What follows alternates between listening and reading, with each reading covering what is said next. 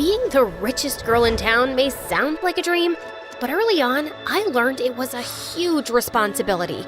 Kids at school literally all wanted to be me and tried to copy everything I did, from my fashion choices to even the way I walked. I have a funny walk since I'm always wearing 5-inch heels, but I liked being a role model because I loved helping people find their inner fabulousness. Like when I met my BFF Tia. I'd opened my locker one morning to find some of my stuff was missing, namely my favorite scarf. People are monsters! Whoever stole my Vuitton scarf, shame on you! I hope a spider eats your eyelashes in the middle of the night so you'll never get to wear mascara again! I was shaking with anger as I stormed by the girls' bathroom. That's when I saw Tia wearing my scarf, crying hysterically. I did it! I stole your scarf! Kids were making fun of my outfit, and I heard that you kept some spare accessories in your locker, but I couldn't find you to ask your permission. I'm going to jail. I'll have to wear prison clothes. I look really fat in orange. I told her she could keep my scarf because, boy, did she need it. Her clothes looked like they'd come out of a literal dumpster. So either she was poor or had the fashion sense of a baboon. I took Tia under my wing after that. I gave her a makeover and we became besties. I also convinced her to stop watching MSA on TikTok and switch to YouTube so she wouldn't fry her brain. But in 10th grade, things took a scary turn. I developed a crush on this super smart kid at school named Sebastian, but he wasn't paying any attention to me. So, to impress him, I made my 16th birthday party chemistry-themed, with tons of science-y decor and designer lab coats. So, what do you think of this amazing nerd party? Did I tell you I ordered a piñata of the world's greatest scientist, Harry Potter? Are you serious right now? I'm very serious. How about we go dance? I don't want to be mean, but you're not my type. I only came to this party because you said you were handing out iPads as party favors. Did he just reject me? At my own birthday party? Another guy ended up asking me to slow dance, but I was so bummed out and distracted that I totally didn't notice that the guy who was leaning in to kiss me was Tia's longtime crush. Oh my gosh! How could you do this to me? You were seconds away from kissing Freddie. You know I've had a crush on him since the 9th grade, ever since I farted in class and he took the blame for me. Tia, I'm sorry. I was distracted and... Oh, don't start giving me excuses. I talked to you about that boy and his abs for years, and now you think you could just swoop in between us with your high heels and your gorgeous fake hair. As of now, this friendship is over. What? Don't say that. Suddenly, a smoke cloud blew up in my face from one of the lab stations I'd set up. I was immediately rushed to the hospital, and there, I received insane news. I had to get facial reconstruction surgery from the injury. When I woke up from my procedure, I expected to be surrounded with friends and care baskets, but nobody came to visit me, which was bizarre. And as weeks passed, I didn't get a single call or text asking how I was. The people at my party knew I'd gotten severely hurt. Maybe they didn't realize that my injury was so serious? I arrived at school a couple of months later, and to my shock, everyone completely ignored me. Okay, what was going on? Ow! Sebastian? How do you know my name? Because I invited you to my party? And don't give me that judgy look. I know my face looks like a bloated baby on steroids. It's because I just got surgery, man. The only time I ever look bloated is if I eat gluten. I don't know what you're talking about. Are you new to this school? And that's when it hit me. He didn't recognize me because of my new face. So that's why the kids were ignoring me. Except it still didn't explain why everyone had ghosted me for 2 freaking months. I decided to find Tia and ask her about it, but throughout the day, I didn't get a chance to talk to her because apparently she'd become the new queen bee after I'd left. Then at lunchtime, I discovered something that shook my world. I was headed to the library when I overheard Tia talking with someone. So, do you think Holly will ever come back to school? Ew, I hope not. You know how everyone secretly hates her. I don't know if she's healed from her chemical injury or whatever, but we're all better off if that brat is out of our lives. Wait, What, the sugar-free fudge? My BFF and all the girls at school secretly hated me? Since I was unrecognizable, I decided to get the scoop from some other girls. And when I did, I discovered what Tia said was true. Holly paid teachers to change her grades. Once, she gave our science teacher a pair of $10,000 boots. Holly wore peacock feathers to school. She supported peacock cruelty. Holly and I used to be best friends, but she never really cared about me. She just saw me as some charity case and told me I needed a makeover. And then she danced with my crush of 2 years. So, it was true. I was the most despised girl at school with no real friends. That was why nobody cared that I was in the hospital. And what's wrong with making your BFF your charity case? Was Tia against charity? I decided to get ice cream after school so I could eat my feelings.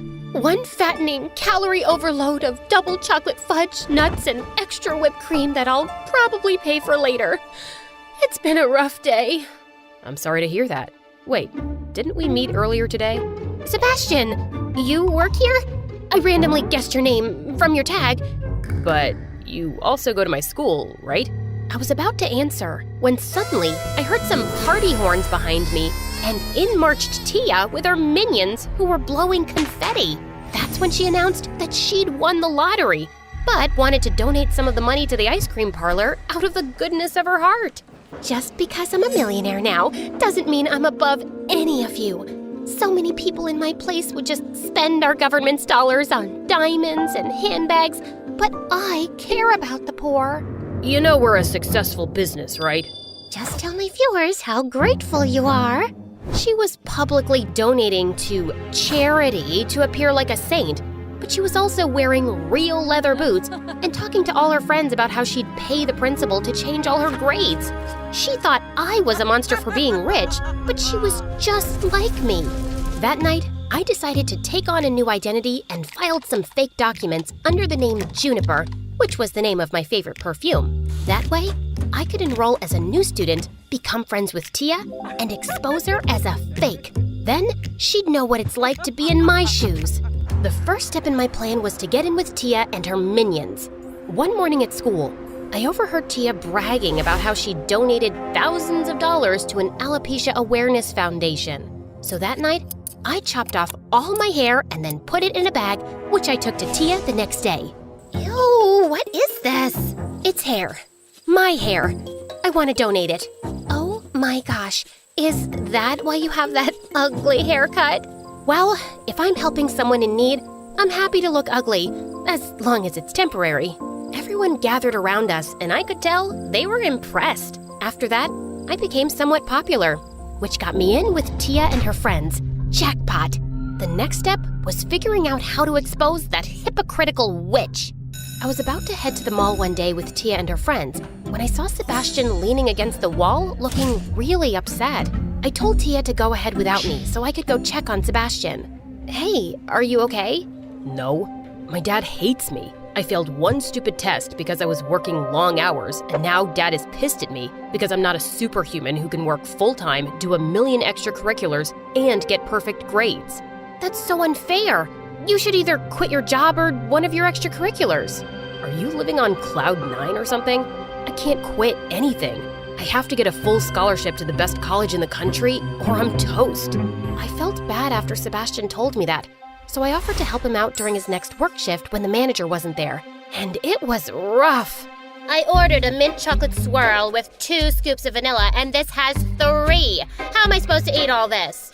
My apologies, miss. I'll take the extra scoop. No, don't yell at him. So he gave you an extra scoop of ice cream. Boo-hoo. In some countries, there are children who only get 1 scoop of ice cream. Did you ever think of that? And why should I listen to a girl with such a hideous haircut? That did it. I grabbed her ice cream and smashed it in her face. Sebastian almost got fired. Luckily, I bribed the boss with $5,000, but I still felt horrible. Don't beat yourself up. You were just looking out for me, and I really appreciate you donating that money to save my butt. After that, the 2 of us became good friends. He was smart and sweet, and I really respected him for how hard he worked to support himself. It made me realize how lucky I am. One day, I was doing homework in the courtyard, when Tia invited me to this exclusive rooftop party. I'd sort of forgotten about my revenge plan ever since I started hanging out with Sebastian, but I didn't have anything going on that weekend. But when I arrived at the address, I realized it was one of Dad's hotels. What were we doing here? We had a 2-year waiting list, and only celebrities were allowed at the parties. All the girls at school sneak in here every weekend to go to celebrity parties. We wouldn't have been able to get in, but luckily, I used to be friends with the owner's daughter, Holly. You know, that rich brat everyone hated? I tricked Holly's daddy into giving her tons of hotel memberships. I would have ended that friendship ages ago, but I didn't want to lose the memberships. I felt like I'd been punched in the chest. It was one thing to have my BFF and all the girls at school hate me, but they'd all been secretly using me too? I wanted to scream and tell them off, but I couldn't even bring myself to speak. So I excused myself, and a few hours later, I texted Sebastian to meet me so I could have a real friend by my side. Sebastian, why do you even hang out with me? I'm just a dumb, superficial bimbo. What are you talking about? Just because you're rich doesn't make you a bad person. You even gave yourself an interesting haircut so you could donate your hair. No, I didn't. I purchased a wig and cut off the wig's hair. I was too selfish to donate my real hair. I was too selfish to even chop off my extensions. Before Sebastian could answer, my phone rang and it was Dad, telling me to come to the hotel immediately. Sebastian accompanied me, and when I arrived, I couldn't believe my eyes. The hotel was burnt to ashes because Tia and the girls had blown up fireworks and started a wildfire. The police had arrived to take the girls to juvie, even though Tia begged me to bail her out. I've got news for you. As you can see by my hair, I'm not Juniper. I'm Holly, your ex-best friend who had to have reconstruction surgery. I know I've been a bad friend to you, and I know I can be selfish and spoiled, but what you guys did to me is unforgivable. We're done. Tia and the girls were taken away, but I didn't feel any better. Dad's hotel had burnt down, and I couldn't help feeling like it was my fault. If I'd been a better person, these girls wouldn't have hated me and wouldn't have done this. I stayed in my room for a few days when Sebastian came to visit me. I expected it because he wanted to end our friendship because I'd lied to him about my identity. But surprisingly, that wasn't it. Holly, I'm not gonna lie to you. You are kind of spoiled, and it's messed up that you lied to turn everyone against Tia, but it's nothing compared to what Tia did to you. And you're becoming a better person. I didn't fall for you because you're perfect. I'm in love with you because you're an amazing friend who's mature enough to learn from her mistakes. You're in love with me? You probably don't feel the same way, but okay, maybe you are. No, duh. Don't make me spell it out for you.